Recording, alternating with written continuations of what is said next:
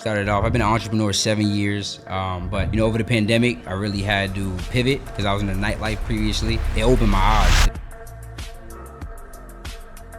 You got to think about it, $50,000 a year over 4 years, 200,000. You could go out here and learn a skill set from someone who's doing it for 10% of the price.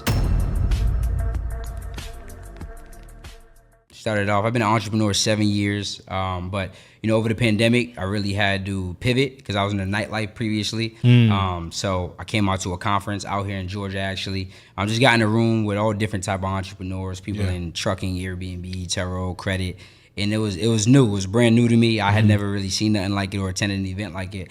But it opened my eyes. It was, one of those. I say we always have those times in life where it's like some things once you see, you can't unsee. And for me, that was that. So yeah, I just been locked in ever since that conference. I tapped in with one of my guys. He showed me the game, and I started just getting myself right, got my credit in position. We went out, got $167,000 in funding in 47 days. Then I started funding people, helping them build their credit, and then we started just educating people on a larger scale. And one thing you shared was kind of like the pivot that you had to change. You had to kind of refocus some things.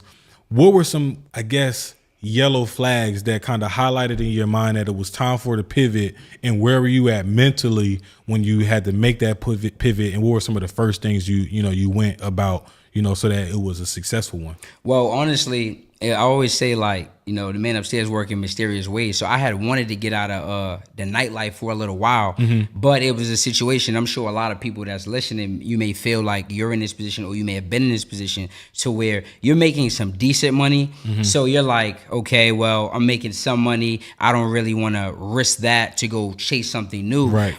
So I was in that position, bro, and pandemic came, so it sort of forced me to figure something new out, which was a blessing in disguise. Because can't nobody go clubbing anyway. At least where I'm from, Atlanta, they was still outside, but Atlanta, they was wilding out here. But yeah, back home, clubs are shut down. So I was like, yo, what am I gonna do? And it was a time, and I'm not gonna lie, I was in. I'm a person who I know I've always had the ability to be able to hustle and make something shake. So at that time, I just said, okay, this is a perfect opportunity for me to realize what I want to do, right? What do I want to do next? In the nightlife, it taught me a lot of skills. It taught me leadership. It taught me marketing. It taught me how to leverage other people, relationship building, networking. So I took those skills and then I went to this conference, and I met, like I said, my guy Mel. I met him in the subway line, and he just started chopping it up. I'm like, what's going on? He's like, what do I do? And I really didn't have a response. Everyone in there was like, I'm in trucking, I'm in credit, I'm in Airbnb. And I'm like, damn, what do I say I do? So I just went with marketing, because marketing was to do with the nightlife, right? So I just went with that. And then we just started building. And that's why I say the most important thing you could do, bro, is get in those rooms, because you're just one relationship or one piece of information away from changing your whole life. And the reason I'm so big on telling people to get in the rooms is because that's what literally, was the beginning of changing my life. So from there, bro, we would just hop on Zoom twice a month.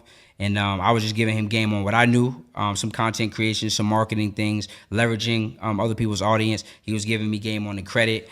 And I had never been I never knew about credit. You hear about it, but you hear about it from your parents. It don't sound too appealing. No one had ever taught me about leveraging credit. And that was the thing that appealed to me, because at this time I was broke. So I'm like, hold on, so I don't even have to have money in my pocket. I could go get money from the banks. I could utilize that to go get a coach who could show me how step by step how to make money. So once I heard that, I'm one of them people, I don't take too long to execute. So I just started running the play. There's a few ways I make money.